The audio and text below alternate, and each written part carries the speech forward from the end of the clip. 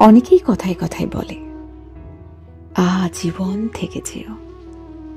এই আজীবন মানে কতখানি, কতদিন, কত মাস, কত বছর? এই আজীবন কিন্তু কখনোই সারা জীবন নয়।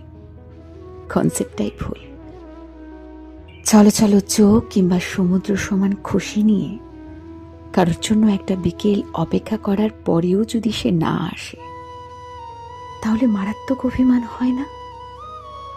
কারণ কারণ ওই মুহূর্তটাই আপনি সেই মানুষটাকে ছাড়া আর কিচ্ছুটি চাইছেন না।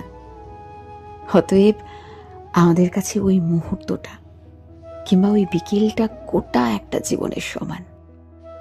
মানুষ এভাবেই মুহূর্তে বাঁচে, মুহূর্তকেই আজীবন নাম দিয়ে দেয়।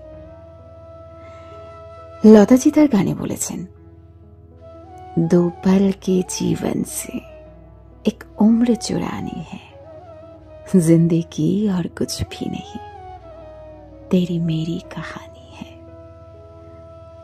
কতটা প্রাসঙ্গিক বুঝতে পারছেন? আসলেই তো কারোর কাছে সারাটা জীবন নেই। কাল আমরা কেউ দেখিনি। শুধুমাত্র আজ কিছু মুহূর্ত দিয়েই আপনাকে কাউকে সারা জীবনের জন্য রেখে দিতে হতে পারে, এবং কাল সে না থাকলেও